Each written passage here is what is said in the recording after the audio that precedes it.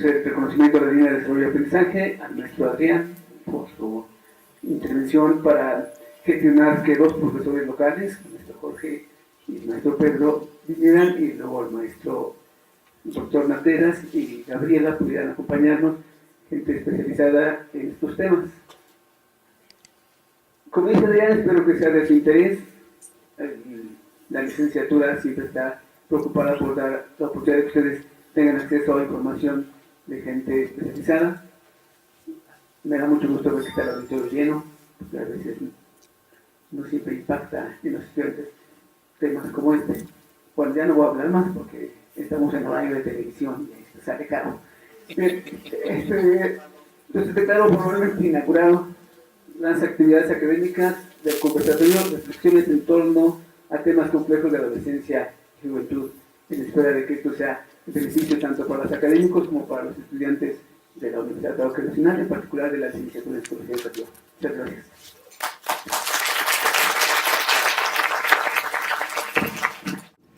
Ahí estamos. Muchas gracias, maestro Cuauhtémoc, por la inauguración. Vamos a dar paso. No siempre se hacen conversatorios, casi siempre se hacen mesas redondas, entonces quisiera decir brevemente la dinámica que se pretende que se lleve a cabo con estos excelentes especialistas. Se les va a dar la palabra a cada uno de los especialistas y tendrán el uso de la misma hasta por 8 minutos para exponer su tema, ya sea, si fuera el caso, apoyándose en algún video, en alguna imagen, o si no, solamente usar 8 minutos, esto por los 4 integrantes, y después se iniciará una conversación entre estos 4 especialistas a través de preguntas que un servidor estará un poco provocando, incidiendo, sacando el mayor jugo posible de estos expertos sobre esta temática.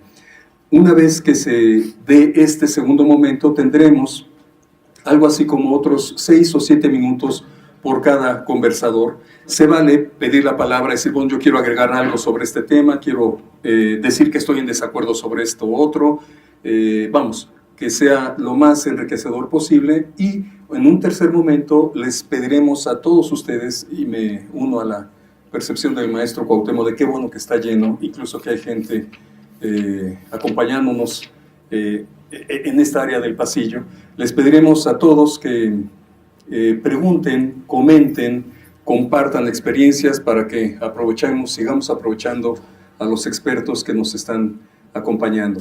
Entonces, permítanme presentar a los conversadores. Nos acompaña el doctor Jorge García, es doctor en psicología, profesor investigador de la UPN y un excelente docente. Un aplauso para él, por favor.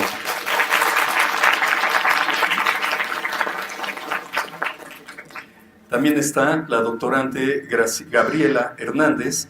Ella es doctorante en clínica psicoanalítica del Centro Educativo Eleya.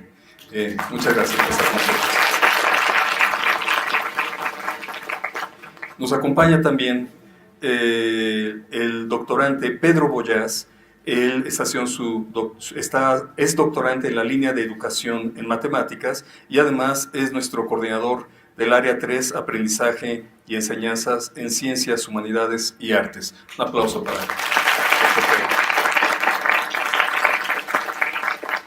Y también está el doctor en antropología, en ciencias antropológicas por parte de la Universidad Autónoma Metropolitana Iztapalapa, el doctor Alfredo Nateras Domínguez. Un aplauso.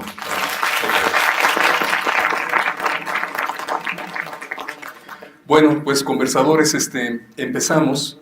En esta conversación le pediría a Jorge si nos pudieras dar tu primer aportación sobre esta temática desde tu línea. Continuaremos con la doctora Gabriela, pasaremos con el doctor Pedro Boyaz y terminamos con el doctor Alfredo Nateras. Jorge, adelante. Gracias. Gracias, buenas tardes. Bueno, pues se nos plantea la pregunta en general de cómo se adquiere la identidad de género y qué tiene que ver la adolescencia con este proceso de adquisición de identidades. Desde un punto de vista del desarrollo, como psicólogos, como psicólogas, tendemos a estudiar la adolescencia como este proceso de transición, un proceso del desarrollo humano en el cual la persona pasa de ser niño a ser adulto, ¿no? Es como la definición más general. Y en ese proceso pues ocurren muchas cosas, no solo las cuestiones hormonales que hacen de las suyas en todos nosotros, sino que también la adaptación que hacemos al medio, a nuestro entorno, se expresa por aquellos valores, por aquellas conductas que hemos aprendido o que nos han enseñado desde la infancia, particularmente las expresiones de género. Esto es, si a ti te han dicho que tú eres niño, entonces se te ha enseñado a comportarte como lo que en ese entorno se entiende que es ser niño, y viceversa, ¿no? Ser niña. El asunto acá es que es muy importante para la persona demostrar que ha adquirido o que ha comprendido ese rol o esos roles mediante la expresión de esas conductas. Por ejemplo, que tengas cierta animosidad por los deportes si eres niño, que tengas cierto interés por las actividades más quietas o más recatadas si eres niña, más toda la cuestión que tiene que ver con el vestuario, con la voz, con incluso con las preferencias, las orientaciones sexuales, que eso también es parte de un modelo estereotipado de masculinidad o de feminidad. Se asume que la persona, por ser niño, es automáticamente heterosexual y entonces le van a interesar sexoafectivamente las chicas. Ya no digamos asuntos que tienen que ver con la población trans, ¿no? Que acá la doctora es experta en este tema, pero también ahí hay una situación interesante porque están más que invisibilizados, no existen en la mentalidad de muchas personas que se dedican a la crianza, a la educación profesionalmente, y menos a quienes lo hacemos porque son condiciones de vida. Pero las personas trans también asumen los roles de género, solo que dicen: yo no estoy de acuerdo con esto, y entonces quiero otra cosa que normalmente se vive como prohibida para esa persona, porque tú eres niño, entonces los niños tienen que ser de cierta manera. Así las cosas, se aprende que hay una especie de ideal de la masculinidad en el caso de los hombres, o de la feminidad en el caso de las mujeres, que es hegemónica, es dominante, es casi que obligatoria para todos. ¿Se les ocurre algo, por ejemplo, en el caso de las mujeres? La maternidad, ¿no? Como que las mujeres que renuncian o rechazan o no quieren o no les interesa la maternidad tienen serios problemas en su entorno para ser aceptadas como mujeres. O si tienes una pareja y no hay hijos, una pareja hombre, ¿y cuándo los hijos? Pues como, ¿por qué, no? Se da por descontado que tienes que.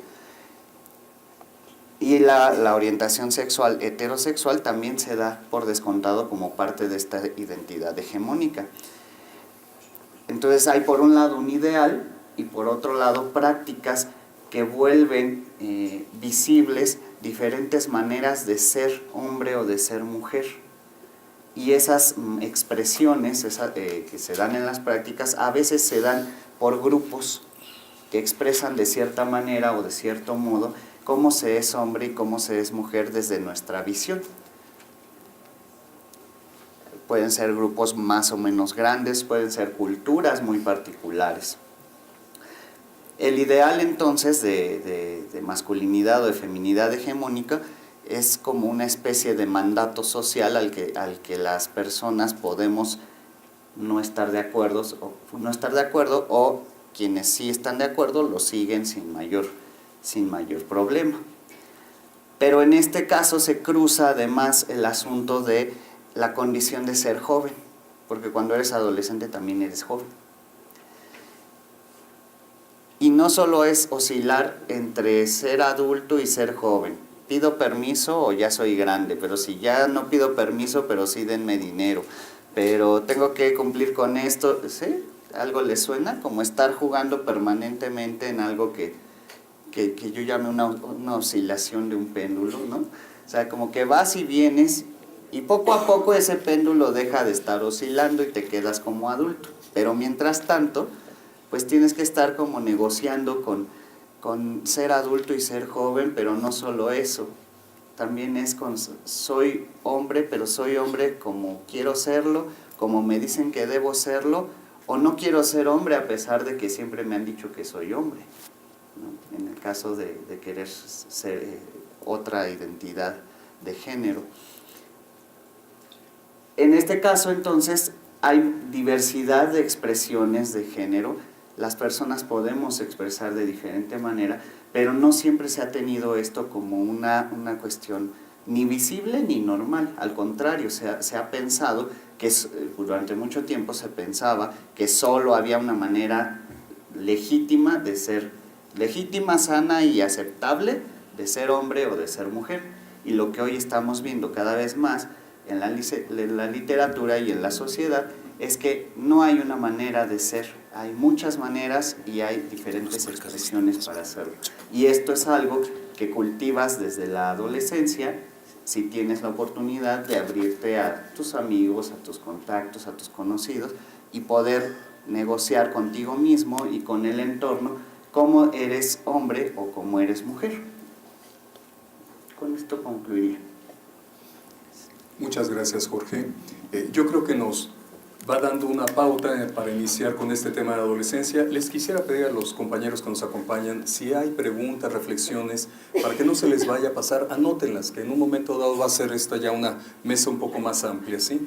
Entonces, en esta idea que nos dices, Jorge, cómo se va estructurando la identidad, pensaría que Gabriela, la doctora Gabriela, pudiera continuar en este tema del desarrollo psicosexual en el adolescente y de los temas que pueda derivar de ahí. Gabriela, por favor, hasta 8 minutos. Claro que sí, muchas gracias. Bueno, primero quería agradecerle a la universidad por invitarme, particularmente a la línea de desarrollo y aprendizaje, y al doctor Fernando Salinas, que es un colega mío con el que he intercambiado muchas ideas, formas de trabajo, y que es así un colega muy estimulante. No está aquí, pero bueno, le agradezco que me haya invitado. Para el psicoanálisis contemporáneo, la adolescencia es tanto un momento del desarrollo como un estado mental, ¿no? En términos de desarrollo, lo que ocurre psíquicamente en los adolescentes funciona, lo consideramos ahora, tanto lo que ocurre en el adolescente como lo que ocurre en los padres, ¿no? Respecto de los adolescentes, empezamos primero porque pues hay un duelo por el cuerpo infantil, ¿no? O sea, a partir de la pubertad empiezan a ocurrir toda una serie de cambios en donde los adolescentes empiezan a apropiarse de su cuerpo, ¿no? De este nuevo cuerpo sexuado, sexualmente maduro, y a perder ese cuerpo que les significa ser niños, ¿no? Entonces, por eso vemos como muchas conductas típicas de los adolescentes, que es como empiezan los piercings, empiezan a cortarse el pelo distinto, empiezan a vestirse distinto que sus padres, ¿no? Porque es una forma en la que van acostumbrándose, haciendo propio este cuerpo nuevo, ¿no? Que además pues es un cuerpo sexuado.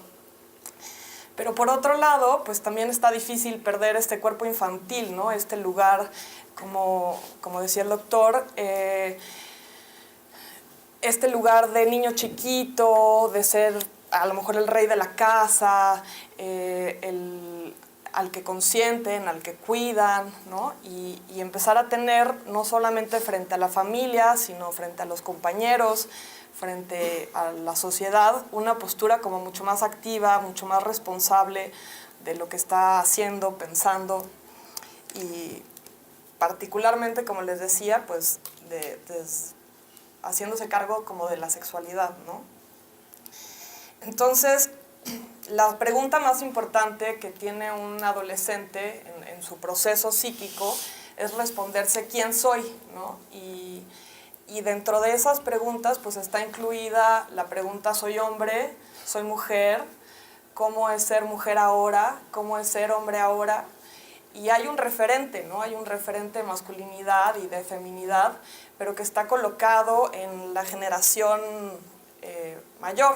Entonces es, ok, yo veo que mi mamá es un tipo de mujer, pero quiero ser yo el mismo tipo de mujer que es mi mamá, o voy a buscar una forma de expresar mi feminidad distinta. Y entonces el adolescente, bueno, va haciendo muchas cosas, entre ellas irse separando de los padres, tanto físicamente como psíquicamente, ¿no? Buscando formas de pensar distintas, lo cual incluye, pues, o sea, da por sentado una confrontación generacional, ¿no? O sea, para que ocurra la adolescencia tiene que haber, pues, una diferencia muy clara entre las generaciones. Entonces, si vemos, por ejemplo, un adolescente muy adaptado, un adolescente que se porta muy bien en la escuela, que no se rebela contra sus papás, que no se rebela contra sus maestros, entonces ahí más bien tenemos un foco rojo, ¿no? Así como, porque no está pudiendo hacer la tarea psíquica que le corresponde al adolescente, que es como separarse de los mayores e irse encontrando a sí mismo. Como les decía cuando comencé, para el psicoanálisis contemporáneo, pues también consideramos ahora a los padres dentro de este proceso de la adolescencia, ¿no? Lo que les ocurre psíquicamente. Y Guttone, un psicoanalista francés, propone que hablemos de los papás como en la obsolescencia, ¿no? Mientras sus hijos están en la adolescencia, los papás están pues obsoleciendo, ¿no? Así como sintiéndose que ya no pueden entender, que los jóvenes de ahora no son como ellos eran, que qué es esto de las redes sociales, que se la pasan en el celular todo el tiempo, que qué es esto que las mujeres ahora se portan así y que los hombres antes no eran así. Entonces, ese dolor psíquico de ya no ser la generación que tiene como el impulso y la juventud, los padres tienen que empezar a renunciar y dar cabida a los jóvenes, ¿no? A los adolescentes. Entonces, cuando estamos trabajando con adolescentes, cuando los pensamos, cuando los estudiamos, pues tenemos que estar todo el tiempo considerando esas dos partes, ¿no? O sea, unos papás, una sociedad que permite a los adolescentes ser jóvenes, expresarse, y un adolescente que tiene un impulso por crecer y formar parte de una nueva generación, ¿no? También para el psicoanálisis contemporáneo y para la psicología en general, pues sabemos que no es nada más el individuo o su familia, sino que también es la escuela, la ciudad en la que está, ¿no? Tenemos mucha fortuna, a pesar de cómo están las circunstancias, la Ciudad de México sigue siendo un espacio bastante seguro para los adolescentes en términos de la expresión de su identidad de género, ¿no? O sea, como nos vamos acostumbrando cada vez más a ver parejas homosexuales en la calle, a ver distintas expresiones de identidad, no solamente trans, ¿no? Sino como de todos estos grupos de adolescentes, ¿no? Los furbis, los emos, los fresas, ¿no? Así como... Y vamos dando chance de que lo hagan así y de que los adolescentes puedan como sentirse seguros, ¿no? Sin embargo, esa no es la norma, ¿no? No es la norma en el país y no siempre en la Ciudad de México. Pero bueno, de todas maneras, sí quería como recalcar, ¿no?, lo importante que es también no solo la familia, sino también la escuela, la sociedad, que permite, que da una plataforma para que el adolescente pueda, pues, hacer la tarea psíquica que le corresponde, ¿no? Lo dejo hasta aquí y ya si tienen más preguntas las contesto. Gracias. Muchas gracias. Bueno, muchas gracias, Gabriela. Son temas que a lo mejor va a generar controversia en cuanto a seguridad para adolescentes. De hecho, una de las partes del conversatorio es el juvenicidio. Llegaremos hacia eso. Quisiera pedirle a las personas que nos están apoyando con las diapositivas. Entiendo, doctor, que la que sigue ahí te apoyarías con diapositivas. Entonces, si pudiéramos abrir la carpeta de exactamente donde dice Pedro, exacto, si lo podemos abrir, ese sería el apoyo. Entonces, insisto, escribamos preguntas, reflexiones. Por supuesto que se puede corroborar, se puede estar de acuerdo o no, se pueden hacer réplicas, contrarréplicas, en un tercer momento. Ahorita yo lo que esperaría es que se cierre esta primer parte, hagamos una serie de réplicas entre los mismos conversadores y después extendámoslo al conjunto del auditorio, ¿sí? Entonces, ¿podemos abrirlo? Ahí estamos. ¿Sí es esa, doctor? Sí. Bueno, entonces, Que la abra, ¿no? si pudiéramos... con el... Ahí estamos, perfecto, perfecto. Entonces, hasta 8 minutos, por favor, doctor Pedro. Sí. Miren, una de las actividades importantes, que si no la más o la principal, tiene que ver con, del psicólogo educativo, tiene que ver con la enseñanza y el aprendizaje. Cuando hablamos de estos procesos, entonces nos remitimos a lo que tradicionalmente se llama el triángulo didáctico. En mi caso, cuando falte. Se entiende por triángulo didáctico, digamos, el que está constituido por los contenidos de aprendizaje, por los alumnos, las alumnas y por el docente. Con respecto a los contenidos de aprendizaje, pues hay una gran variedad de ellos que tienen que ver con contenidos conceptuales, procedimentales, actitudinales. Cuando hablamos de la actividad docente, hablamos, por ejemplo, de estilos docentes. Y cuando hablamos de las alumnas o de los alumnos, hablamos de sujetos en situación didáctica, es decir, en una situación de aula, pero también puede ser en una situación extraescolar. Hay interacción entre ellos, hay interacción entre ellos y el docente, y hay interacción y formas muy peculiares de ellos con el conocimiento o con los contenidos de aprendizaje que se quieren promover.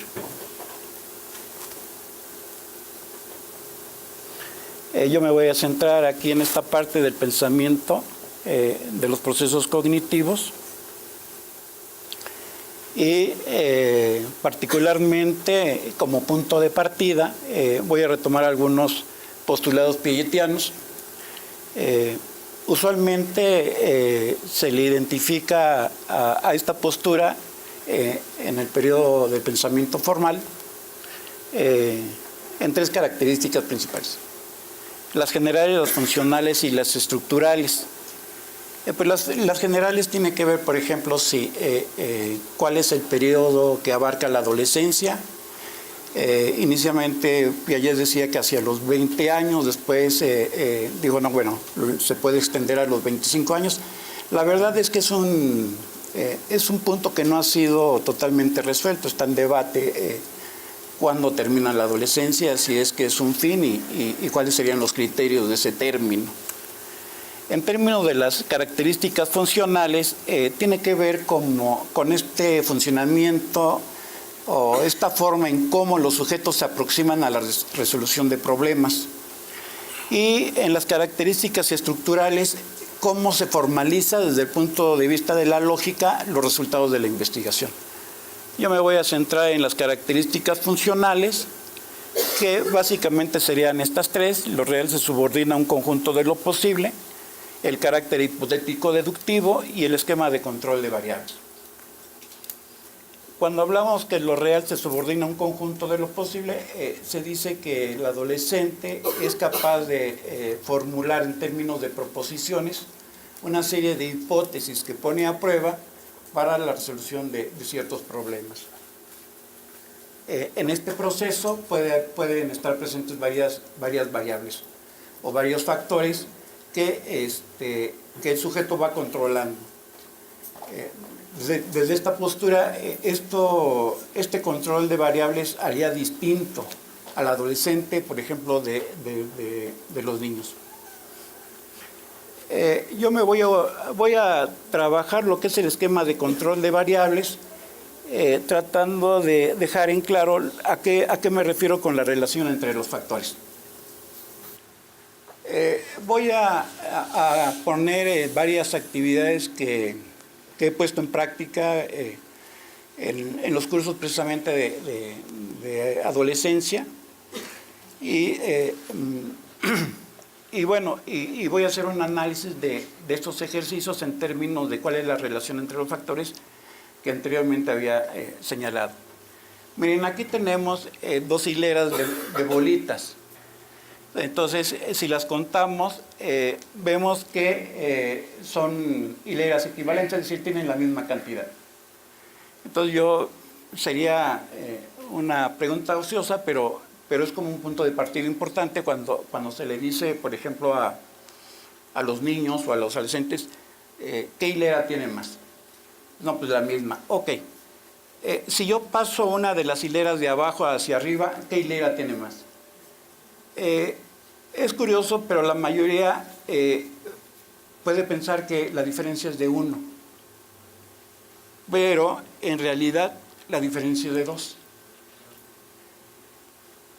Si la diferencia es de 1, es porque el pensamiento se centra en la acción misma, no en la relación entre las 2 hileras. Y a partir de aquí, uno puede hacer varios ejercicios y decir, bueno, y si paso 3, ¿la diferencia de cuánto es?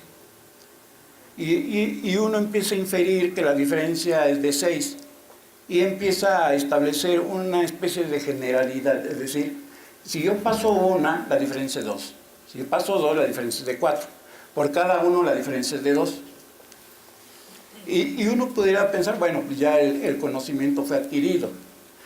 Pero si hacemos una variación de la situación y ponemos un conjunto de reserva, y yo digo, si paso una de las bolitas de aquí arriba y una de aquí arriba, ¿la diferencia de cuánto es?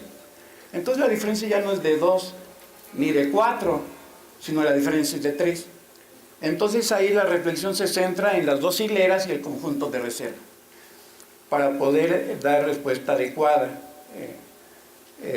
a las preguntas que se están planteando. Entonces aquí la reflexión está sobre los distintos factores que entran en juego, en este caso las 2 hileras y el conjunto de reserva.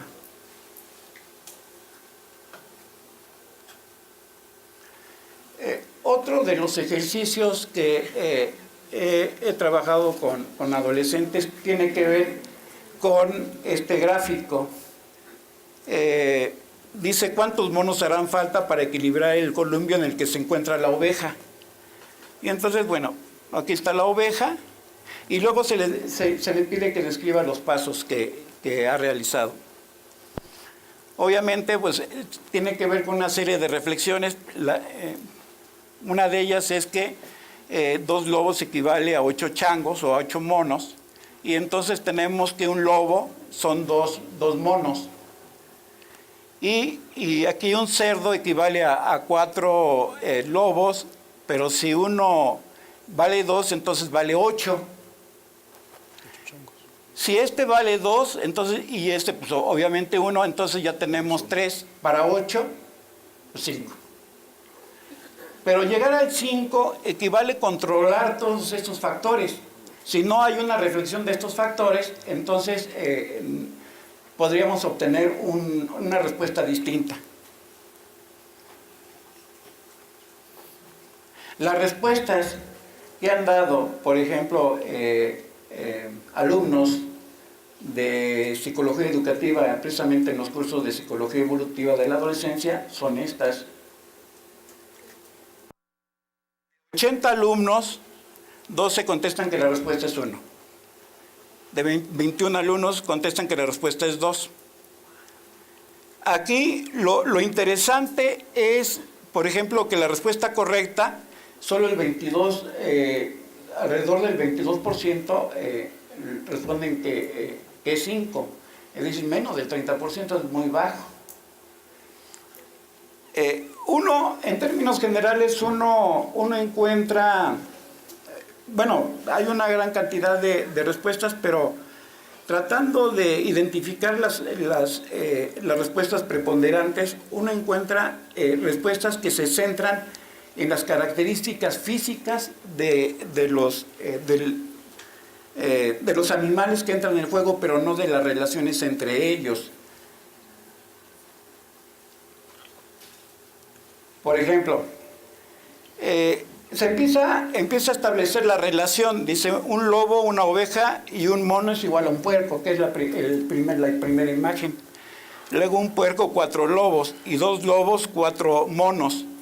Luego pienso que una oveja pesa menos que un lobo, por lo tanto diría que una oveja, como pesa menos, entonces es 1, porque recuerden que si el lobo pesa 2, pero pesa menos que la oveja, entonces la oveja pesa 1. Entonces ya no se toman en cuenta las relaciones, sino las apariencias, las características físicas. Debería de pensar más el cerdo en todo caso. Se ve gordito, ¿no? Este es un tipo de pensamiento que otros investigadores han llamado el pensamiento práctico situacional. Es decir, los sujetos piensan en función de sus propias experiencias, al margen de las variables que entran en juego. Bueno. Un minuto, doctor, por favor. Sí. Acá hay otra respuesta interesante. Aquí nos dice que son 13 monos y los que se tienen que colocar en el columpio para equilibrarlo. Y establece las relaciones. Un puerco, 4 lobos es igual a 8 monos. Luego un lobo, 4 monos, más un mono que había. Entonces uno se pregunta, ¿de dónde sacó los 13? Y tenemos 8 más 4, 12. ¿Y uno que había? 13. Ok, pues dejaría hasta aquí y ya más adelante. Muchas gracias, doctor. Quiero ir señalando lo relevante del desarrollo psicosexual afectivo y también lo relevante del desarrollo cognitivo en la adolescencia. Esta combinación es lo que nos puede dar un panorama más amplio de esta etapa de vida de los individuos, la adolescencia, que no olvidemos que la adolescencia pudiera o no presentarse. Entonces, muchas gracias. Vamos a cerrar esta primera parte con el doctor Alfredo Nateras, ahora pensando cuál es el contexto de lo que rodea a veces de manera favorable a los adolescentes y a veces no. El tema es juvenicidio y estéticas corporales y alternas en las juventudes. Quisiera pedir a las personas que nos están apoyando que abramos la carpeta del doctor Alfredo Nateras. ¿Qué tal? Buena tarde a todos y a todas. De inicio, los rigurosos agradecimientos a mi querido y amigo y colega Luis Adrián, que hacía muchos años que no nos veíamos, y también a la profesora Yolanda por la invitación que me hicieron para estar aquí el día de hoy.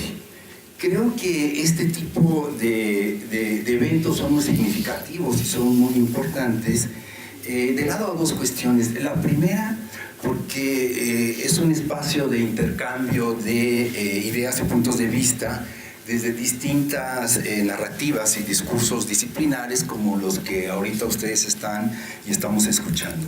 Y lo segundo también me parece muy importante, porque creo que a pesar de la situación del país o lo que nos queda de país, tenemos el timing, ¿no? Tenemos el tiempo de poder reflexionar, reflexionándonos en el hacer teórico metodológico con respecto a lo que yo creo uno de los sujetos y de los actores sociales más significativos y protagónicos de nuestras sociedades contemporáneas, que tienen que ver con el asunto de las juventudes. De ahí entonces rápidamente quisiera hacer un posicionamiento teórico-metodológico, siguiendo un poco lo que propone la colega feminista Dana Haraway, en lugar de lo que hace a nuestros lugares de la enunciación. Creo que en ese tenor mi narrativa, esta que ahorita están escuchando ustedes, mi discurso, está armado a partir de la psicología social. Es decir, yo miro más desde lo social que desde lo psicológico. Por lo tanto, una de mis unidades de análisis son los colectivos, las grupalidades, en ese sentido, las identidades, en este caso, juveniles. La otra beta, donde reconozco que abrevo en términos de la configuración de esta narrativa que están escuchando, es el asunto de lo antropológico. En la parte más de lo cultural, de lo que representan y significan prácticas sociales y expresiones culturales de las juventudes. Es decir, el valor simbólico. Por ejemplo, no me interesa tanto que el 80%, que además es cierto el dato, de las juventudes en el país, la droga ilegal que más consumen es la marihuana, sino desde la beta. En términos antropológicos, a mí lo que me interesa es cuál es el sentido y cuál es el significado de esa práctica en relación a las juventudes. Y por cierto, las juventudes universitarias son las que más consumen la marihuana, me imagino que menos aquí, en todas las demás universidades. En ese tenor, dada esta beta socioantropológica, he construido, que ya lo están mirando acá, una suerte de fotoetnografía, en tanto que consideramos desde la antropología visual que la imagen se le puede construir sentido y significado. Y estas fotografías del trabajo etnográfico tienen que ver con algunos contextos y escenarios donde están las juventudes en México y en América Latina. Por ejemplo, estas son de Centroamérica, de El Salvador, y creo que en ese tenor nos dan también algunas vetas interesantes de comprensión. A partir de ahí, entonces, lo que voy a hacer, y lo que me alcance de tiempo, es idear 4 imágenes, 4 mapas, una suerte de videoclips. Creo que para su generación ya está muy alejado los videoclips. Sin embargo, 4 tipos como WhatsApp, ahí les van 4 WhatsAppazos en relación al asunto de este mapeo de las juventudes. La primera imagen que quiero marcar y señalar en términos justamente hay una diferencia sustancial con respecto de la adolescencia y la juventud o las juventudes.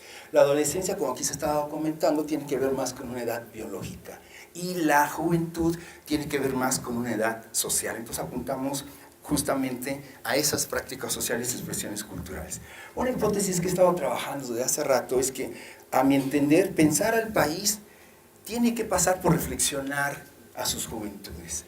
Y reflexionar a sus juventudes tiene que pasar por reflexionar al país en el que están ligados y anclados. No solo por su presencia demográfica, que es muy significativa en el caso de México y de los demás países de América Latina, sino también por su valor simbólico. Creo que en términos amplios, así plásticos, las juventudes creo que son las que de mejor forma y manera ponen el predicamento, el proyecto civilizatorio en términos de su fracaso. Y que al mismo tiempo también ponen en predicamento la debacle del proyecto neoliberal, que no solamente es económico, sino también cultural, ensayado en México y en América Latina. Entonces, esta sería la primera imagen. La segunda es volver a los contextos como textos. Es decir, que nos permiten leer y tratar de comprender las realidades a partir de las cuales estos sujetos están anclados. En ese sentido, volver a los contextos económicos, políticos, sociales, culturales, no es volver a esas narrativas o discursos estructurales o deterministas en los códigos, por ejemplo, psicológicos. Mucho se decía desde la narrativa psicológica y de la infancia, se decía, Santiago Ramírez, el psicoanalista, decía, infancia es destino. Yo creo que actualmente habría que reescribir esas narrativas, no necesariamente infancia es destino. O desde las narrativas deterministas de la sociología, pobreza entonces llevaba a la cuestión de la delincuencia. No es así. La realidad es más compleja, porque estas narrativas lo que niegan es el sujeto, el actor, la posibilidad, en todo caso, de agencia. Ahí les va la tercera, que tiene que ver con los contextos. ¿Qué contextos, me podrían preguntar, van definiendo los rostros y los matices de estas juventudes? La precariedad. Yo creo que la precariedad en términos de lo educativo, lo laboral, lo económico, es un marcaje que le da el rostro a las juventudes en México y en América Latina. Lo otro, la criminalización de prácticas sociales y expresiones culturales. Nada más que esta criminalización no es homogénea, sino es heterogénea. Es decir, un chico de clase social paupérrima, por ejemplo, de Iztapalacra, como le llaman, de Catepong y demás, de clase de hábitat, o de clase social pobre, que la mayoría de las juventudes están pobres, de etnia en términos de indígena, o incluso de color de la piel, así morocho como yo, o más moreno, hay más posibilidades sociales y culturales de ser detenido por los cuerpos de seguridad del Estado, porque es sospechosamente sospechoso de ser pobre, sospechosamente sospechoso de ser joven, y por lo tanto en ese sentido, a su vez también eliminado o en ese tenor desaparecido, como últimamente ha sucedido en el contexto mexicano actual, que es realmente terrible. El cuarto imagen es de las violencias al juvenicidio. Las violencias, hay que recordar, son relaciones asimétricas de poder, en relación de unos grupos o de unas instituciones o de unas personas con respecto a las otras. En el caso de las juventudes se ha invertido el eje. Actualmente los jóvenes suelen ser más violentados que el ejercicio de la violencia que ejercen. Entonces, en ese sentido, la metáfora que he construido, siguiendo a la Kofi Johnson, es que actualmente las violencias se nos han estallado, las violencias están desbordadas. Ya no hay mediaciones en relación, en el caso mexicano. Freud hablaba de la estética de lo siniestro, por ejemplo, que tiene que ver con lo familiar. A partir de ahí, por ejemplo, el recuento es pavoroso, porque además me gusta nombrarlo así por el valor simbólico que implica. En la presidencia de Felipe de Jesús Calderón Hinojosas a Enrique Peña Nieto, se calcula que en este país hay más de 240,000 muertos, asesinados. De esos, ahí les va la cifra más fuerte, de esos 130,000 a 140,000 son jóvenes. De ahí entonces, la violencia de muerte en este país tiene un rostro y una tesitura, y esa tesitura son las juventudes, y se mueren más los jóvenes hombres que las jóvenes mujeres. Susan Sontag decía que la guerra la hacen los hombres. El 70, más o menos 70,000, de esa cifra, 70,000, ¿sí? De esos 140,000 son jóvenes matándose entre sí, ¿sí? Acuérdense del chico jifojero que en ácido, ¿no?, eliminó a los chicos estos tres de Guadalajara. Cineastas. O el Ponchis Ponchis, ¿sí? El chavito de 10 años sicario, ¿no?, asesinando una y más veces. De ahí entonces, el espacio donde más se dan las violencias a nuestras juventudes es el espacio público. Dos sujetos y dos actores: el crimen organizado y los cuerpos de seguridad del Estado. Militares, Policía Federal, Policía Municipal, Policía Estatal, aunque le moleste, ¿no?, a Enrique Peña Nieto, los militares asesinan una y más veces a sus juventudes. Tlatlaya, el asesinato. Ayotzinapa, por ejemplo. Entonces, el otro espacio es el asunto del crimen organizado. El espacio privado. La familia en México es la que más violenta a sus jóvenes.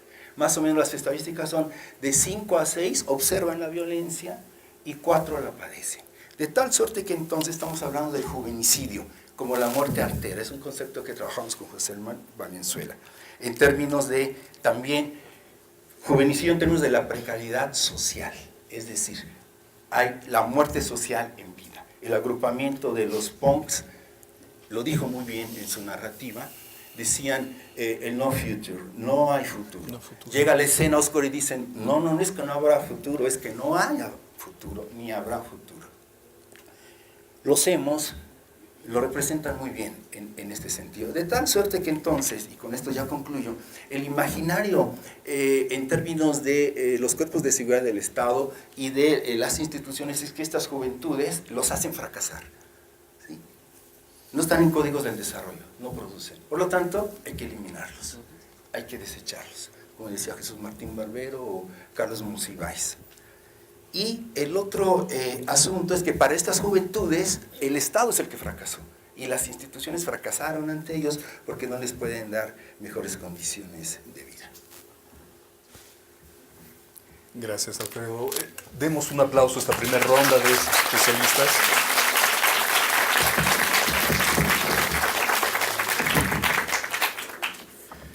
Muchas gracias, doctores. Estamos concluyendo esta primera ronda. Les invito a que pasemos a una segunda ronda.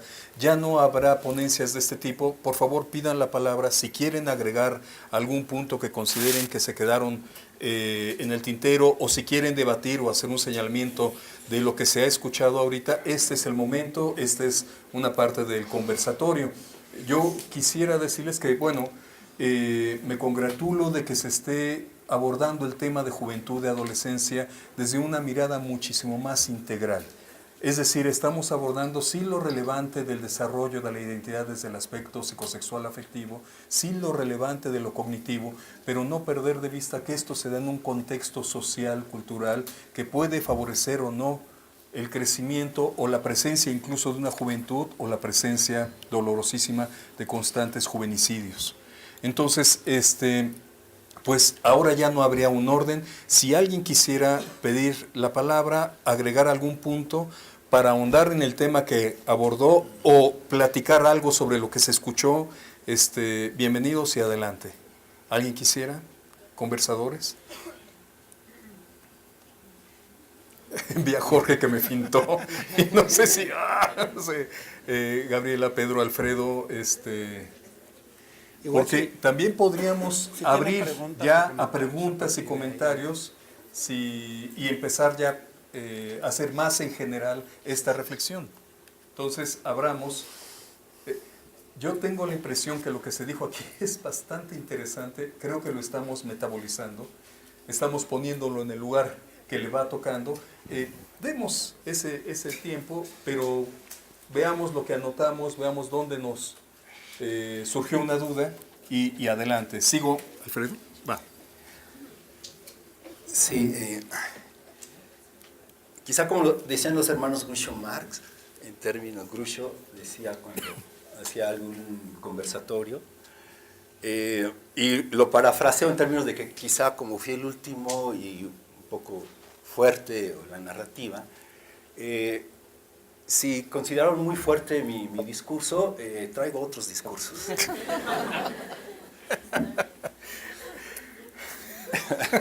Okay, bueno, no, pues, ¿saben qué es lo más complejo? Que es real. Vamos, ojalá pudiera ser algo que dijéramos, mira, la película estuvo fuerte, estuvo compleja, pero mira, es una película. Cambiamos de película. No, esto es real. 3 cineastas asesinados. Hay un dato en esto, es interesante. Parece que de acuerdo a la información que hay, los datos de la Fiscalía podrían ser falsos, en tanto que se dice que fue a través de ácido y que fue en un Rotoplas. No aguanta un Rotoplas ese tipo de ácidos. Entonces tal vez estaríamos hablando de más desaparecidos. Vamos, no es mejor, es peor, es terrible. Pero seguimos entonces en el tema de qué contextos favorecen un desarrollo psicosexual afectivo, un desarrollo cognitivo, o hacia dónde se dirigen las inteligencias de nuestros jóvenes. Hacia dónde, hacia lo creativo, hacia lo destructivo, hacia la parte tanática, hacia la parte más amorosa. Y a lo mejor un punto que sí me brincó mi buen Alfredo, quería decirlo como psicoanalista. Santiago Ramírez dijo infancia es destino, pero en realidad se planteaba que los primeros años de la vida son fundamentales, mas no definitorios. Los primeros años siempre hay posibilidad de que haya un rescate, depende de qué figuras existen en nuestro alrededor en el lapso de vida que vaya cada quien a tener. Entonces, insisto, Gabriela, Pedro, Jorge, Alfredo, auditorio, si alguien quiere preguntar sobre estas temáticas, Venga. Venga, a ver, pasamos el micrófono. Fíjate, ya que iba a decir. Adelante. Gracias. Hola, buenas tardes. Bueno, mi pregunta es, bueno, lo que vimos aquí es un análisis de todas las problemáticas y bajo distintas perspectivas, que sería pues igual la psicoanalítica, psicológica cognitiva y me parece que la Antropológica. Sociológica, ¿no? Claro. Bajo esa perspectiva. Pero, bueno, una solución que ustedes tendrían para todos estos problemas, ¿cuál sería? Esa es la pregunta, ¿no? Porque todos dan definiciones y, pues, sí, cosas que sabemos supuestamente, pero nunca se da una solución, ¿no? A esto. Entonces, la sociología, pues, da ese discurso, yo me voy más con eso, pero ¿cuál sería una solución, no? Ok. ¿Hay otra pregunta? ¿Algún otro? Mira, estamos aquí dos y parece que allá atrás. Podríamos empezar acá y después. Yo les pediría a los conversadores si quieren ir anotando y abordar la pregunta que quieran abordar, por favor. Hola, compañero. Hola. Bueno, sí, efectivamente estamos escuchando como la intervención de lo social y de la cuestión cognitiva. Me surge una duda, tengo una duda desde hace mucho tiempo y que la planteo de vez en cuando con algunos maestros y no termino de entenderla todavía porque pues yo comprendo que las condiciones materiales de vida y digamos que el marco social, así como la influencia de la familia, provoca que muchas veces tengamos la posibilidad de generar una identidad sexual propiamente, pero existen personas que siendo muy adultas no han tenido la forma de definirse y llegan a los 60 años y dicen, descubrí que soy homosexual. O pasa que hay niños desde muy pequeñitos que teniendo, 5 o 6 años, ellos dicen, yo no soy hombre, soy mujer, o yo no soy mujer, soy un hombre. Y pues tengo esa duda de en qué momento, y lo anoté así, cuál es el momento o cuál es la edad en la que el individuo puede tomar, digamos, pues sí, esta decisión, ¿no? Sin que el adulto, desde una perspectiva adultista, diga, estás bien, estás mal, no estás suficientemente maduro, o la sociedad no ha permeado lo suficiente, no tienes el contexto adecuado para decidir si eres o no eres. O sea, me queda esa duda porque, pues sí, todo esto provoca que existan estas condiciones de violencia, ¿no? Donde no tenemos la capacidad de definirnos o de aceptar la definición de otro. A tu lado estaba una persona y allá atrás, vamos. Y cerramos contigo la primera ronda para que lo retomen los conversadores. Bueno, hola a todos. Complementando lo que decía mi compañera, creo que lo que nos acaban de presentar es algo muy fuerte y nosotros como psicólogos educativos o pedagogos ya tenemos una responsabilidad muy fuerte teniendo esta información, ¿no? Hablabas de la tarea psíquica, ¿no? Creo que es muy importante porque debido a que no se da esta tarea psíquica, sigue habiendo este tipo de problemas de falta de desarrollo.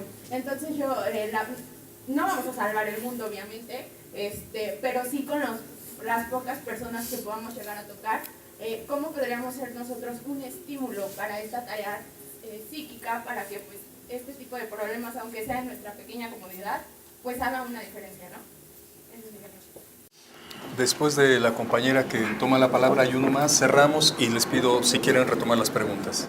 Bueno, retomando un poco con la doctora de cómo ser hombre, yo lo relaciono mucho con la pregunta que le voy a formular al doctor que se enfoca más a la sociología, cómo ser mujer o hombre en un marco social lleno de juvenicidio. Esa palabra no me queda muy clara. Cómo se desarrolla un adolescente en un contexto donde está lleno de violencia, donde los medios de comunicación lo impactan más en un aspecto violento, pero lleno de estereotipos y estigmatizaciones. Hay una compañera en la mitad del auditorio, con ella cerraríamos y retomamos las preguntas que se han dado para quien quiera abordarlas. Gracias. Esta pregunta es de Sandra, mi compañera. creo que se ha comentado Inés Sorda, pero lo puse un poco radical. Okay. Entonces ella les pregunta, ¿por qué es tan alto el porcentaje de jóvenes sin escolaridad básica y media en todos los aspectos? Muchas gracias. Es una primera ronda. Les pido a los conversadores, hay una pregunta directa al doctor Nateras. El resto, quien quisiera abordar una u otra pregunta, por favor, adelante. ¿Alguien quisiera empezar? Empiezo yo, si quieres. Adelante, por favor. Bueno, hay uno de los modelos que se utilizan ahora para entender el desarrollo es el modelo de cascada, que significa que se van sumando factores de riesgo o factores protectores que determinan la circunstancia en la que está un individuo en particular, ¿no? Entonces, me parece que es bien importante, cada uno de nosotros presenta como una arista del fenómeno y las preguntas que surgen pues tienen que ver, bueno, ¿cómo le hacemos para integrar primero esta información, o sea, como estas distintas aristas y a partir de eso proponer, ¿no? Preguntaban, bueno, ¿qué hacemos específicamente para dar solución a esta problemática que presentan, ¿no? Y entonces, bueno, ahí ya estás haciendo la primera tarea psíquica, ¿no? La primera tarea psíquica, que es decir, esta generación de arriba no lo ha hecho tan bien, nos toca a nuestra generación plantear una mejor solución, un nuevo camino, ¿no? Entonces, justo, ¿qué se puede hacer como escuela? ¿Qué se puede hacer como comunidad, como maestros?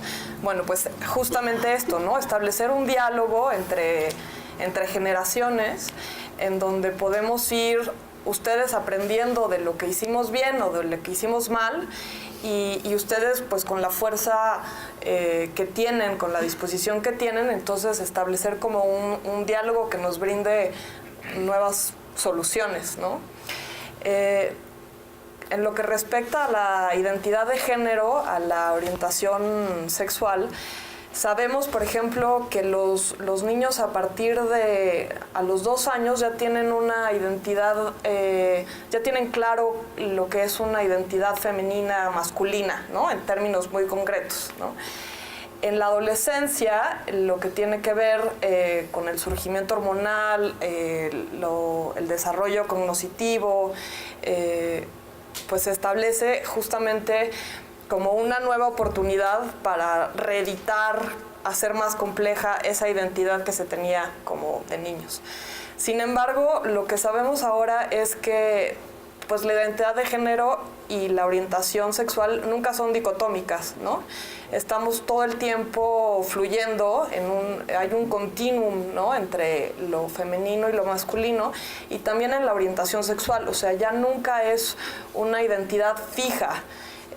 Se va moviendo, se va moviendo a lo largo del tiempo y pues sí, particularmente la identidad de género se va construyendo y reconstruyendo y deshaciendo y otra vez y se edita y así, porque pues no es lo mismo ser una mujer de 35 que una mujer de 50, que etcétera, ¿no? Entonces son entidades, que son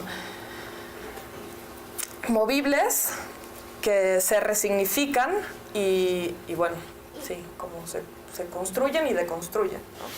Gracias. Adelante, Jorge. La expresión de género que está asumiendo, o la identidad, que no es una cuestión inducida por los adultos o por el medio. Más bien ahí lo importante es eso, porque en muchos casos, pues siendo tan pequeño, pues eres presa de los adultos que te rodean, ¿no? Entonces más bien por ahí va la cuestión, y como tú mismo lo señalaste, no es algo que podamos definir como una regla general de a tal edad la persona puede o no puede. Hay gente que nunca decide ser ella misma, más bien decide irse sobre el estereotipo o los estereotipos que le vienen a mano y no cuestionar, y así se va, y así se muere. Pero quien puede cuestionarlo y quien puede decidir, a veces lo hace desde muy, muy joven, desde muy, muy pequeño, ¿no? Y las preguntas de los 64,000 que aquí nos hacen, híjole, Lo que yo les puedo decir es que ustedes lo que sí pueden hacer es continuar estudiando, continuar formándose, porque son parte de una población minoritaria. No todos los jóvenes llegan a la universidad, y de los que llegan, muy pocos son los que se gradúan, y de los que se gradúan, muy pocos son los que continúan estudiando.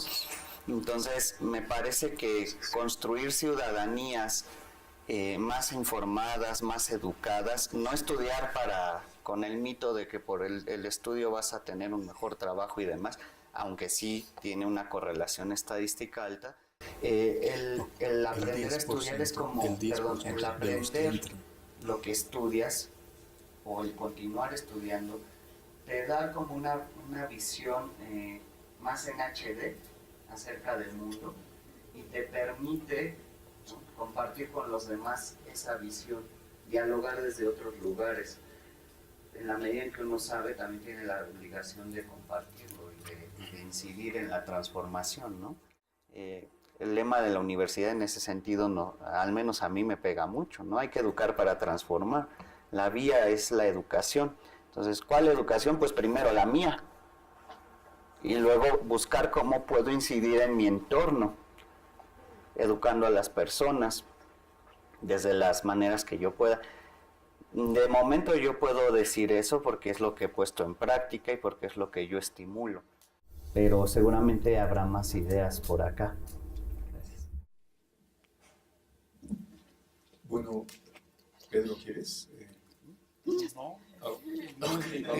Vamos a ir. A mí me pareció algo muy importante allá atrás, se decía, y tiene que ver con lo que se está planteando ahorita, cómo en un contexto como en el que nos encontramos tan profundamente agresivo, las cifras son de terror, de verdad. ¿Cómo se puede ser hombre? ¿Cómo se puede ser mujer? ¿Cómo se puede tener la orientación que se pueda tener? ¿Cómo expresar tu preferencia, tu afecto, tu deseo hacia tu mismo sexo, hacia el sexo complementario, hacia ambos sexos? ¿Cómo hacerlo? ¿Cómo existir en un contexto tan complicado, tan complejo? Me parece, Jorge, Gabriela, nos hablan, bueno, capacitémonos, educar para transformar, educar para liberar. A final de cuentas, transmitamos esta información, compartámosla, y también pensaría yo, aceptemos hasta dónde podemos llegar, porque parece que nos digan, bueno, ¿y cómo se resuelve esto? Creo que una parte muy honesta sería, no sabemos, pero hay que trabajar en ello. En esto, a mí me insisto en preguntar desde lo social, no sé, espero si quisieras, adelante.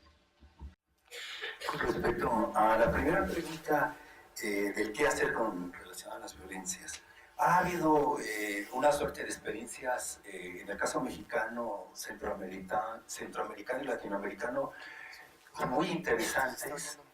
Por ejemplo, Cauce Ciudadano, los colegas de Cauce Ciudadano, lo que hacen es entrar a los barrios y empiezan a recuperar los espacios que ya están ocupados por la violencia, exactamente por el crimen organizado.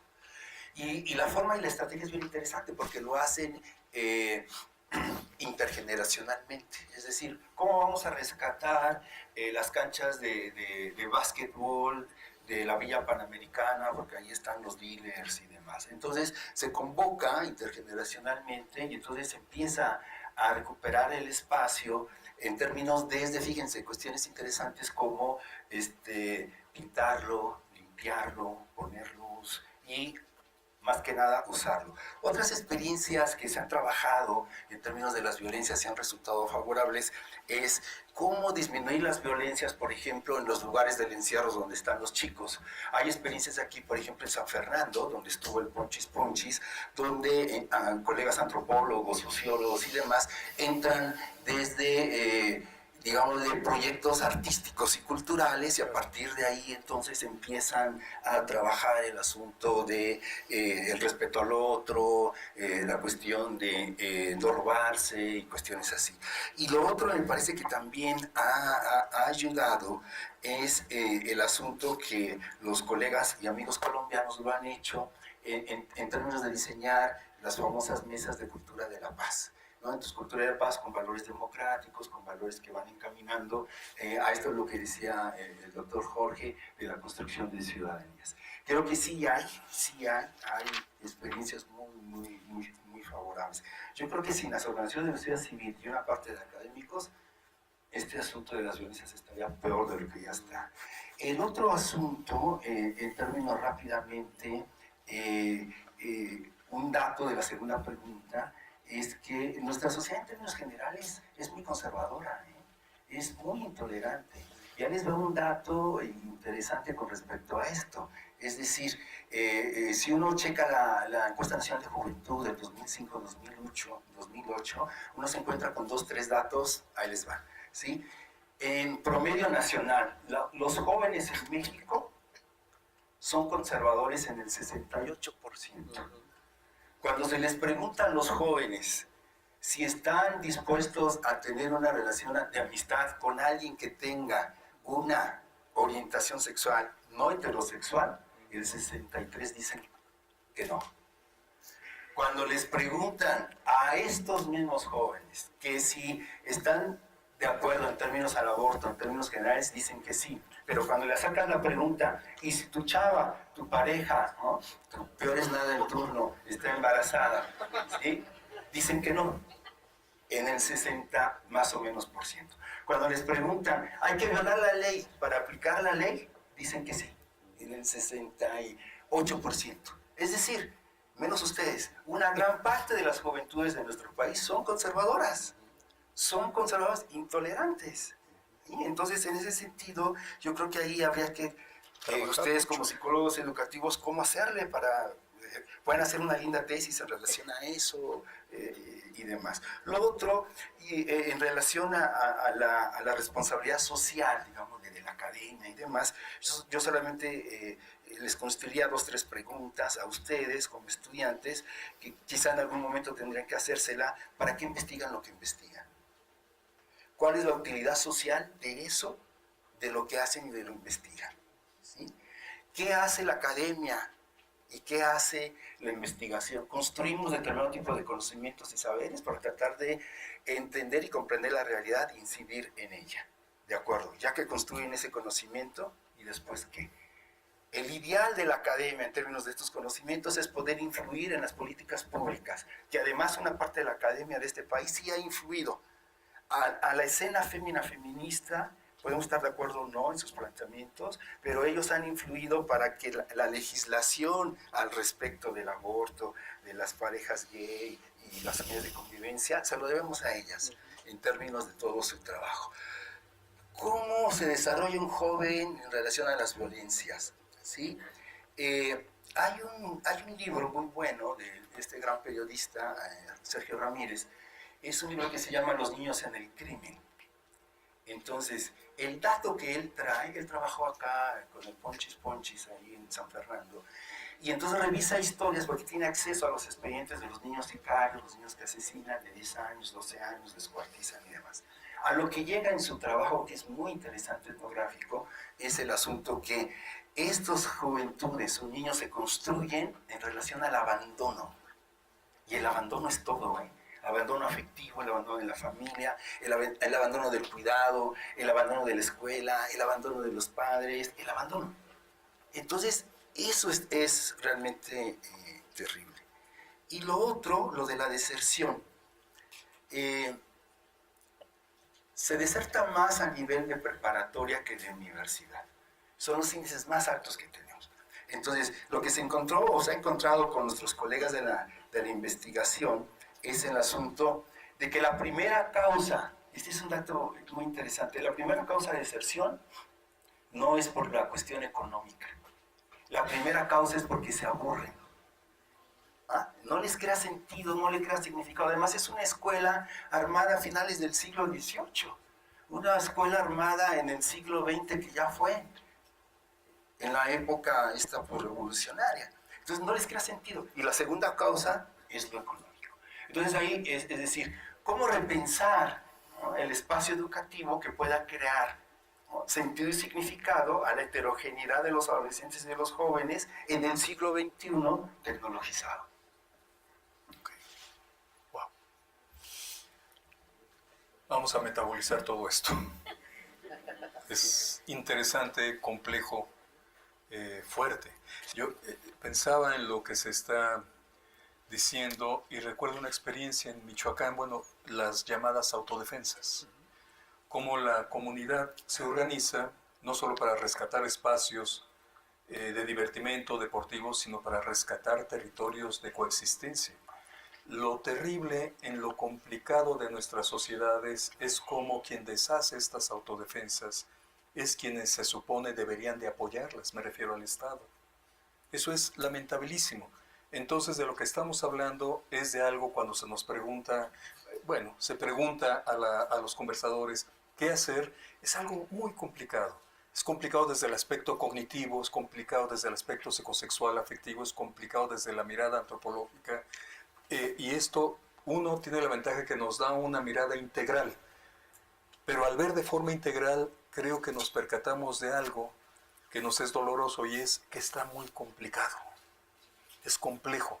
Creo que un primer paso es hasta dónde yo como psicólogo educativo, pedagogo o profesional de otra área puedo intervenir. Y también qué tanto esto me atañe a mí, qué tanto el abandono que estoy viendo no es solamente el externo, a lo mejor hay algo que también me mueve a mí, por mi propia historia de vida. Jorge, adelante, por favor. Sí, se acaba de hablar de algo bien fuerte, que es el problema de la intolerancia. Crecemos en un entorno social donde los procesos de identificación, de parecernos, no parecernos a, ser parte, no ser parte de, están sustentados en argumentos de exclusión y de intolerancia, más no en argumentos de integración y de convivencia. Entonces, otro qué hacer, yo diría, estaría en esa parte, en cultivar la tolerancia y la inclusión. ¿Tolerancia a qué? Pues a eso que no me gusta de cómo eres tú, de cómo es el otro. No tiene por qué gustarme, ¿no? A conceder el mismo respeto con el que yo quiero ser tratado a los demás. El mismo derecho que yo tengo a estar aquí lo tienes tú. Pero eso es algo tan elemental que parece que no lo tenemos tan presente, ¿no? Como que está, lo nombramos, decimos sí, claro, pero en la práctica no lo ejercemos. Nos sentimos con el derecho de agredir, de molestar, de excluir, siempre y cuando tengamos la posibilidad de hacerlo, ¿verdad? Entonces yo diría que la educación para la paz también es otro camino, otro que hacer. O sea, estrategias de solución de conflictos, tolerancia, inclusión, respeto. Y eso es algo que, híjole, está muy en pañales, al menos en nuestro país. Fíjate, Jorge, yo agregaré algo y tal vez los que estén más o menos atentos a lo que está sucediendo en los medios, qué interesante lo que acabas de decir, la educación para la paz, que se está aplicando en Sudamérica y que se está aplicando con éxito, pero como cuando alguien habla de una amnistía, se vuelve todo un caos. Se dice, no, nada de amnistía, es interesante, pero el direccionarnos hacia la paz, el direccionarnos a la apertura, a lo diverso, que desde lo psicoanalítico pensaría es un golpe narcisista brutal. ¿Cómo que puedes existir siendo diferente a mí? No se vale. Si no eres como yo, un espejo de mí, no debes de existir. Exacto. Y de ahí se va el fundamentalismo más recalcitrante que se pueda ver.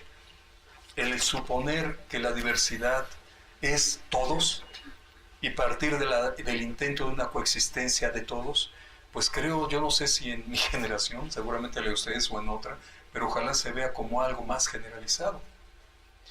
Si les parece bien a los conversadores, hagamos una última ronda de preguntas, de comentarios, y ahí hay ya por lo menos tres preguntas. Adelante, por favor. 4 también. Acá también hay una... jóvenes, también aquí hay una... Sí, ok. Buenas tardes. Primero que nada, porque realmente estoy demasiado extasiado por ya los comentarios que están haciendo, todos estos temas que se están tocando. Realmente es algo que realmente me emociona. Es como si me fuera una montaña rusa y tuviera una punta que así me siento. Entonces, bueno, en el principio quería empezar a hacer los dije, pero un poco, porque también preguntas y van a tener relación con los que tienen mis compañeros. Como por ejemplo, hice apartados de cada uno de los que habló. Por ejemplo, primero Jorge, mi pregunta era de cómo saber si si está bien o está mal, o más bien si está haciendo, eres bueno o malo, si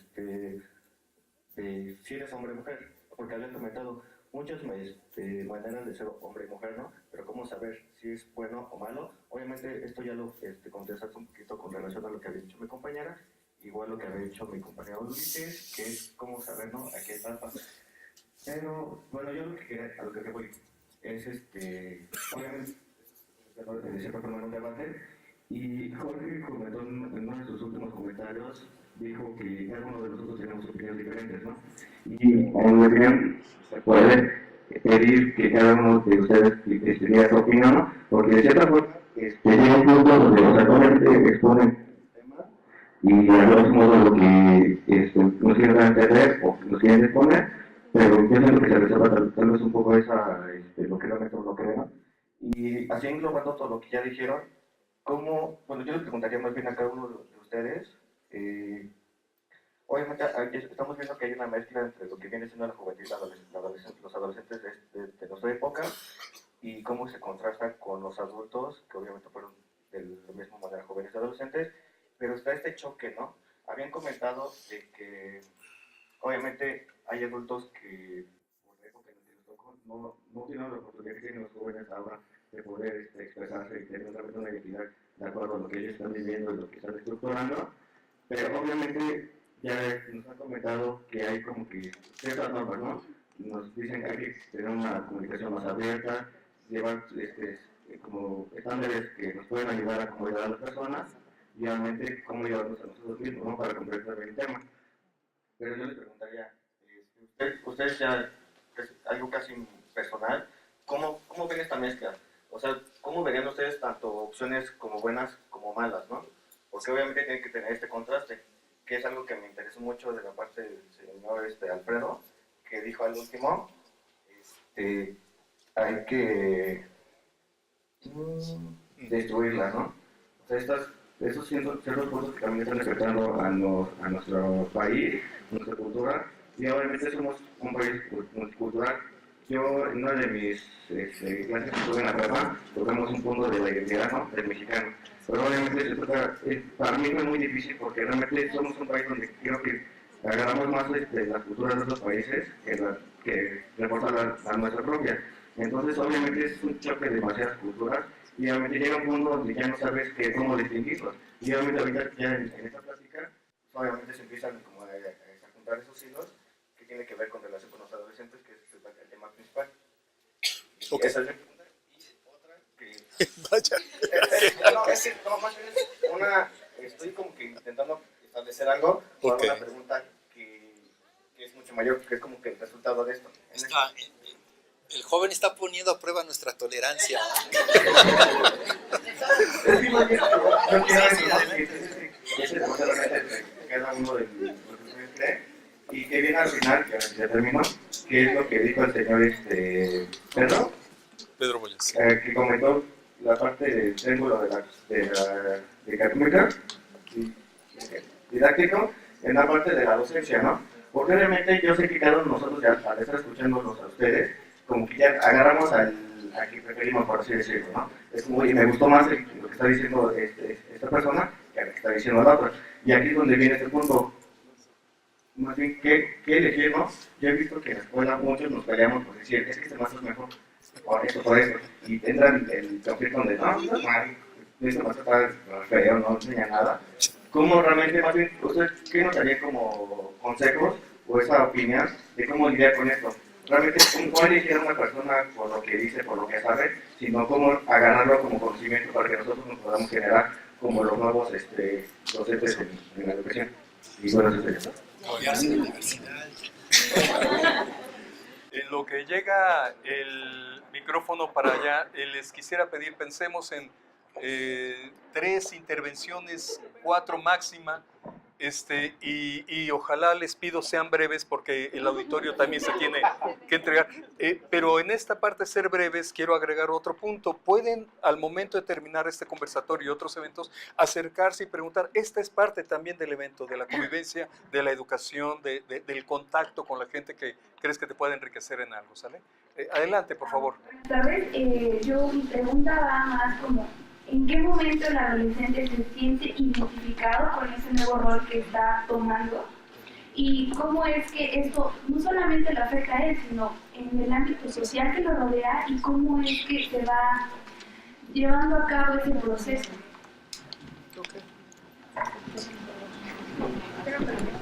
¿Qué tal, compañeros? Buenas tardes. Mi pregunta es para la doctora acerca de lo que estaba hablando, sobre el foco rojo que mencionó. ¿Podría tratar un poquito más de eso? Porque creo que todos normalmente pensamos que debemos de tener un equilibrio, tener una estabilidad. Y usted mencionó que aquel que no sale de la línea y que siempre está bien, pues como que estar saltando y como que hay un poquito de, como que no está del todo bien, ¿no? No sé si podría hablar un poquito más sobre eso. Gracias. Ok. ¿Dos personas más? ¿Que sería por allá y por dónde?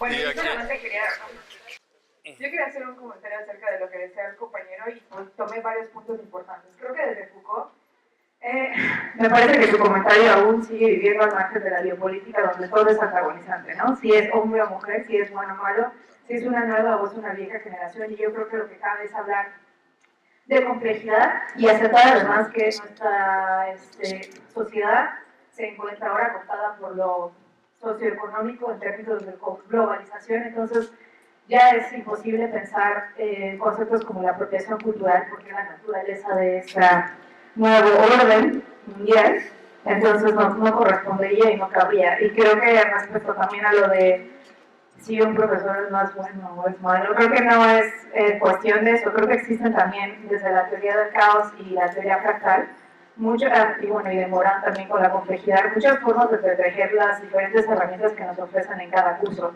Entonces, yo creo que lo importante como psicólogos educativos es que ampliemos nuestra perspectiva respecto a la complejidad de los fenómenos y precisamente hablarlo desde lo fenomenológico, ¿no? Históricamente, ¿qué nos ha llevado a y a qué nos va a llevar eso en el futuro? Entonces, solo quería recalcar que ya deberíamos empezarnos a desprender de estas ideas que solamente corresponden a lo que es ahorita y pensar en el ayer y en el mañana. Se está ampliando el conversatorio. Muy bien, muy bien. Y cerramos Bueno, mi pregunta es acerca de los feminicidios. Me llama mucho la atención cómo podemos entablar este problema o darle frente cuando tenemos un analfabetismo funcional y eso viene desde casa. Porque, como sabemos, en estos proyectos de nación y el mismo Estado triunfó en eso, porque muchos de nosotros los jóvenes tenemos este déficit, no podemos tal cual como entablar una real empatía tal cual. Entonces, ¿cómo podemos erradicar eso? Si viene desde casa, si todas como que las formas y perspectivas que vemos nos la refuerzan. Muy bien, cerramos. Nevin, me pareció, ¿quieres, Nevin? ¿Sí?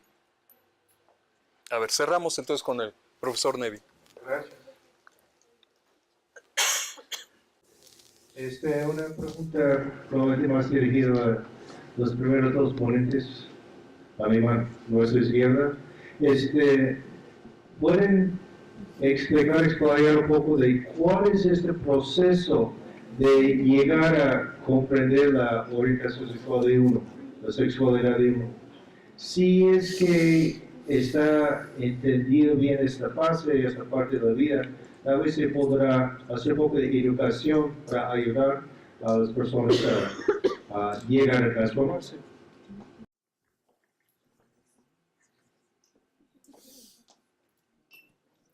Muchas gracias. Abrimos la última ronda de este conversatorio. Por favor, quien quiera iniciar, fueron varias reflexiones. El conversatorio se extendió a asistentes, lo cual es bastante gratificante. Si quieren retomar alguno de los puntos y de las preguntas que se hicieron por parte del público, adelante. Pedro, Gabriela, Jorge, Alfredo, adelante. Hasta 6 minutos en la réplica o en la reflexión última. Bueno, nada más una reflexión. Miren, realmente esta cuestión que tiene que ver con el desarrollo humano tiene varias facetas. Por ejemplo, cuando hablamos de procesos cognitivos, nos queda claro que atrás están aspectos afectivos y aspectos sociales. También está atrás toda una historia del sujeto. También está atrás todo un momento histórico en el que la forma en cómo conceptualizamos el mundo puede estar variando precisamente por esta diferencia histórica. Si hablamos en posibles vínculos entre estas distintas esferas, entonces uno podría pensar que el éxito en la resolución de un problema puede estar afectado precisamente por una serie de problemáticas afectivas que como intenciones perturbadoras impiden que el problema se resuelva. Uno hace un análisis propiamente cognitivo, pero le queda claro que hay una gran problemática atrás. El hecho de estar definiendo una identidad sexual o el hecho de estar reflexionando sobre los cambios físicos, pues está metido ahí. La cognición no está limpia, pues. El tipo de reflexiones que hacen sobre estos temas pues es un asunto cognitivo y afectivo al mismo tiempo. Efectivamente, sí. Es solo con fines didácticos podríamos separar aspectos psicosexual, afectivo, cognitivo, socioantropológico. Es un todo. Solo con fines didácticos podemos hacer este entendido. Muy de acuerdo, doctor Boyas. Gabriela, Jorge, Alfredo, si quisieran... ¿Sí? Ok. Hasta 6 minutos. Sí, creo que coincido acá en lo que comentabas. A mí no me acomoda mucho, digamos, de visualizar en términos de estas dicotomías, que creo que esas dicotomías ya fueron. Creo que no hay bueno o malo, simplemente es, y entonces hay que comprender en su configuración y su construcción de que es así. Creo que los estudios de las masculinidades y de las feminidades, los estudios de género, están apuntando justamente a que se están pulverizando ya esas categorías que no nos ayudan contemporáneamente a tratar de entender la complejidad en relación a nuevas configuraciones o reconfiguraciones de lo que yo llamaría las eroticidades o de las, digamos, los rediseños identitarios. Por ejemplo, uno de los conceptos me parece importante, que habría que ponerlo a discusión, es el asunto de lo andrógino, ¿no? En términos de aquellas cualidades de lo femenino y de lo masculino que están tanto en el hombre como también en la mujer. O por ejemplo los estudios queer, que justamente esos estudios queer van pulverizando justamente toda esta cuestión de lo masculino, lo femenino, como si no hubiera en ese sentido como una suerte de fluido en ese tenor. Margaret Mead, una gran antropóloga, la hija de George Herbert Mead, ella habla de los abismos generacionales de los mundos adultos y los mundos juveniles. Entonces ella lo que refiere es que los mundos adultos, que tampoco son homogéneos, también hay mundos adultos heterogéneos, son diversos, pero en términos amplios los mundos adultos pareciera ser que están educando en términos casi como atemporales. Es decir, ellos están educando como los educaron como adolescentes, pero esa forma de educación pues ya fue, de tal suerte que entonces quieren educar cuando ya normas y valores de las nuevas configuraciones ya cambiaron, y entonces en ese tenor, esos discursos románticos de que mi generación era la mejor y demás, pues es un vacío, ¿no? Eso no lleva a ningún lado.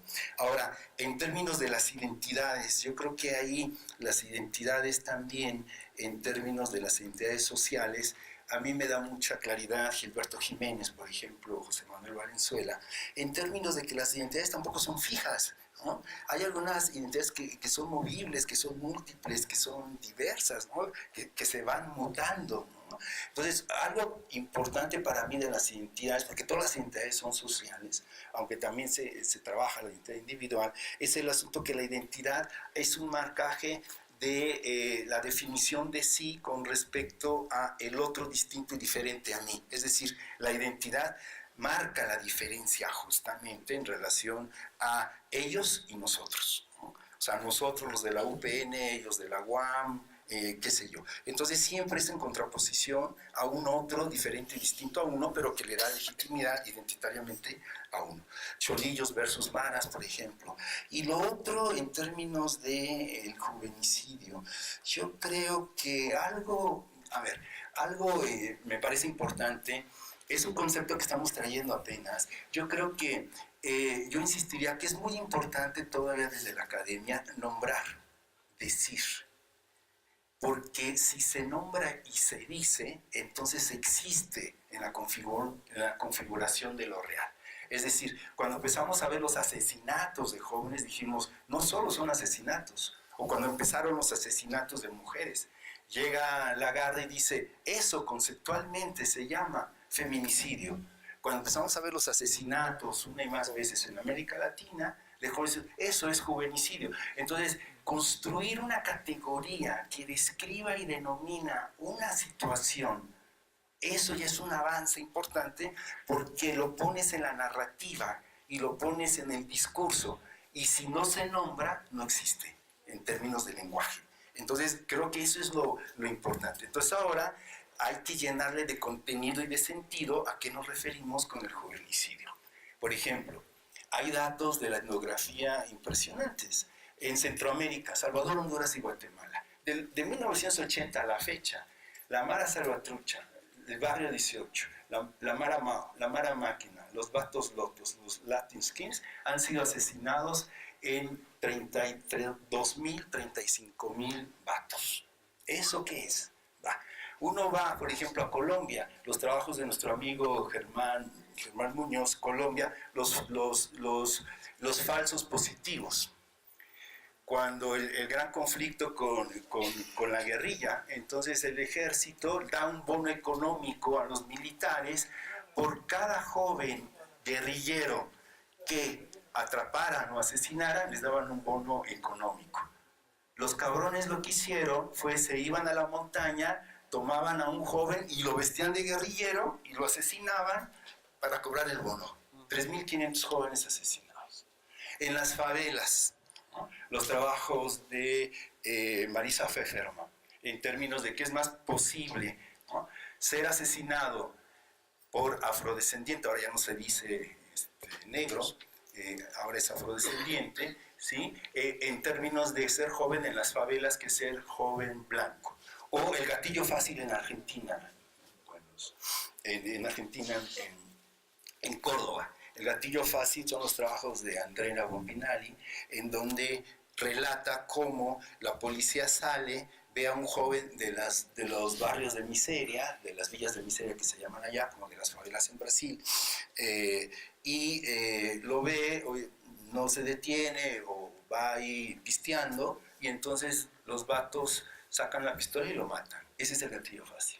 Y entonces uno va haciendo el recuento y dice, es un Estado, Membe es otro colega teórico que habla de la necropolítica, es un Estado, ¿no?, que decide quién vive y quién muere. Y los que mueren, pues es la escoria. Y con rostro juvenil, ¿sí? Y otro aspecto importante de esto es, quizá habría que, en términos teóricos y metodológicos, y aquí volver a los casos psicoanalíticos, yo creo que ahí nos van a dar mucha claridad. los estudios de caso desde las trayectorias en la cuestión más antropológica o sociológica.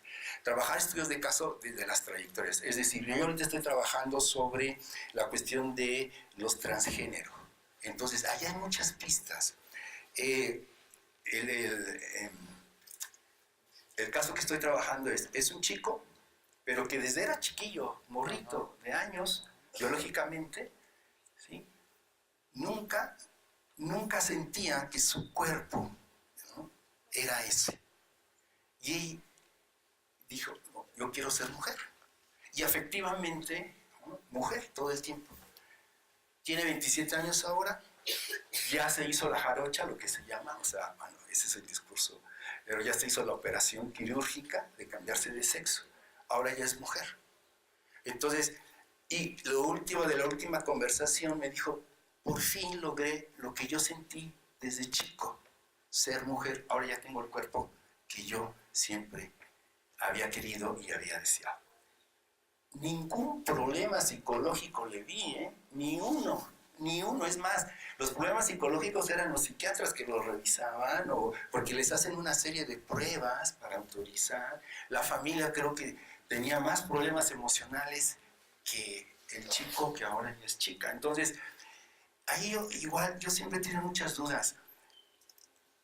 Tiene que problematizarse siempre o uno tiene que, en ese sentido, alguien que se va a cambiar la identidad, tiene que sufrir, más bien sufre por lo social y sufre por la familia y sufre porque además los medicamentos son re caros y sufre, ¿cómo le va a hacer? Pero, a ver, un andrógino por ser andrógino tiene una crisis. O sea, ¿un pacheco por ser un pacheco necesariamente está perturbado? No lo creo del todo. Okay. Yo creo que podríamos seguirnos mucho, pero tenemos que entregar el auditorio. Espero que todo esto sea tan interesante que lo metabolicemos.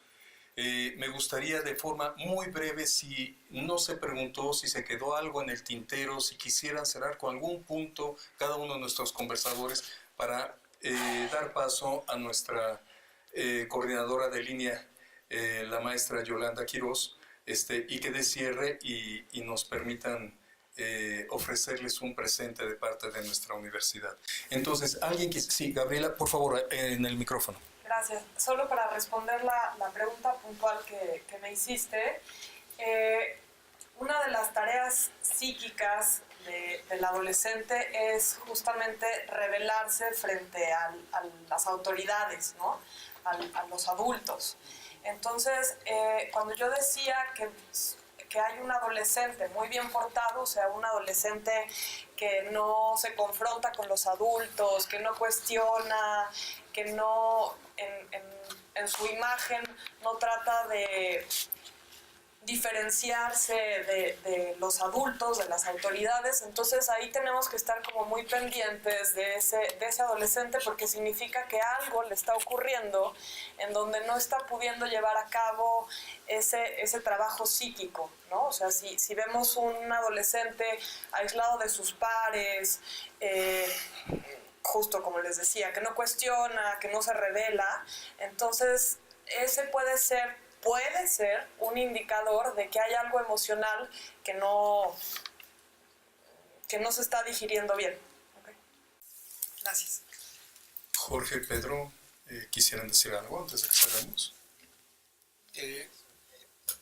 Solamente que los estudios sobre la cognición en el campo de la psicología aborda temas que poco tienen que ver con sistemas escolarizados. Entonces, una tarea importante es cómo traducir esos pensamientos o esas formas de aprender o resolver problemas propiamente al aprendizaje de contenidos escolares. No es una tarea fácil, que implica procedimientos de ajuste necesarios, pero es importante.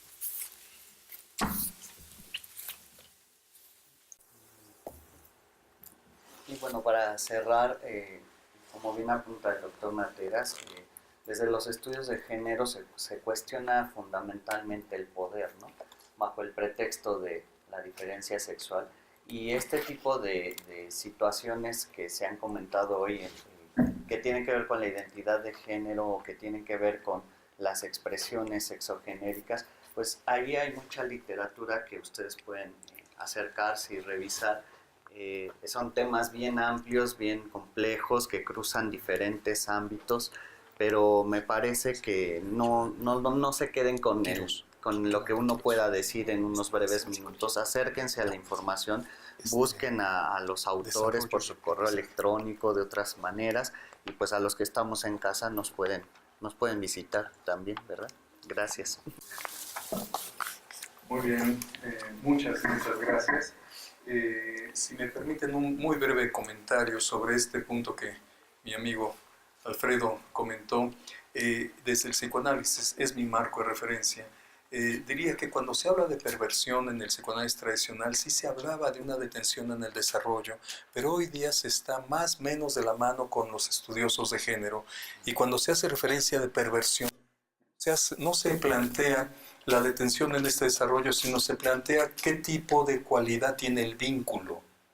Esto es, cuando el vínculo tiende a ser creativo, cuando la interacción afectiva predomina una pulsión libidinal, amorosa, fraterna, entonces, independientemente de la orientación que tenga la persona o los que ahí participen, será eso, un buen vínculo creativo, amoroso, y ojalá hubiera más de esos. No obstante, si el vínculo fuera destructivo, dañino, sea heterosexual, sea homosexual, sea lo que sea, entonces claro que ahí hay problema. Porque tampoco vale decir, hacer estos polos, ya se me fue la jovenaza que estaba aquí, bueno, esta que habló Foucault, muy interesante. No se valdría decir, la verdad y la neta ahora es la homosexualidad, o la neta ahora se estaría en lo mismo. Esto es un continuo. El punto es qué capacidad de establecer un vínculo fundamentalmente amoroso, sano tienes hacia el mundo, dirigido hacia lo diverso, hacia lo que sea. Con base a eso puedes decir, mira, tiendes entonces a, ojalá, establecer un buen lazo, una buena relación, como creo que la establecimos ahorita. Entonces, ahorita les pido a la maestra Yolanda Quiroz, coordinadora de la línea Educación y Desarrollo, que nos haga favor de hacer el cierre y sus conclusiones y la entrega de las diplomas. Maestra. Quise resumir, pero claro que no es tan posible resumir. Anoté algunas ideas que les comparto. Bueno, la adolescencia entonces pudiera presentarse o no presentarse. ¿De qué va a depender? De los asuntos socioculturales, ¿de acuerdo? Hay que mirar a la adolescencia y a la juventud desde una mirada integral. La situación contextual de los adolescentes y los jóvenes orienta el desarrollo psicosexual y emocional. Fundamentalmente, el conocimiento del adolescente implica el análisis contextual, el establecimiento de diálogo y la toma de decisiones. ¿Cómo hacer? Estudiando, construyendo ciudadanos más informados y dialogando desde otros lugares. Pensar en nuestros alcances como profesionales de la educación, pero no para verlos como un asunto imposible, más bien se trata de hacerlos posibles. La juventud conservadora ahora, que en México es alta, hay que atenderla, hay que observarla, hay que cuidarla. La importancia del abandono, de atender al abandono y al vínculo, la generación de vínculos que tanto hemos trabajado. Repensar los sentidos y significados en el siglo XXI para evitar la deserción por dos causas fundamentales. Una, el aburrimiento, cosa que nos atañe absolutamente a los educadores, pero no nada más es nuestra responsabilidad, también tiene que ver con ustedes. Y la otra, la situación económica. La necesidad de tener un análisis personal. Nuestros especialistas nos han hablado mucho de esta necesidad de mirarse a sí mismos. Esto que nos da pauta, nos da camino, nos da orientación para poder incidir en una realidad. Revisar desde dónde se sostiene la tolerancia y la inclusión. Si la vas a sostener desde la otra esquina que estás criticando, no está siendo útil. conceder entonces con el mismo respeto al otro. Me parece fundamental estas palabras que han tomado nuestros especialistas porque se centra en eso, en lo básico, en lo natural, en el respeto que yo no tengo por qué exigirte, que tendrías que darlo porque yo te lo doy. Buscar estrategias para la resolución de conflicto, educar para la paz, que significa mucho más que un programa de gobierno, orientarse a lo diverso, entender que somos distintos y respetarnos así. Reflexionar acerca de que la realidad solo es diversa, solo es diversa, histórica, compleja y sobre todo llena de oportunidades. Si lo queremos ver desde las dificultades, lo vamos a encontrar muy rápido. Si lo podemos identificar a través de las oportunidades, nos va a ser mucho más útil para nuestra labor. ¿Qué necesitamos? Observar, analizar, investigar, aprender, dar nombre a las cosas, ponerle el nombre que debe llevar, escuchar, dialogar, respetar y sobre todo reestructurar la educación y los modelos educativos. ¿Cómo nos comunicamos con los otros para que aprendan? La identidad marca la diferencia. ¿Por qué? Porque legitima la identidad toda, la sexual, la institucional, la familiar. Y finalmente, en el contexto de la diversidad, lo distinto, hay que preguntarse si realmente es un motivo de crisis personal o no. A lo mejor no lo es, pero justo en esta lógica que hemos llevado a lo largo de los años, donde sí lo era, a lo mejor tiene que ver con pensar diferente. Bueno, pues muchísimas gracias a nuestros especialistas. Gracias, doctor. Gracias, doctora. Muchas gracias, doctor Pedro. Gracias.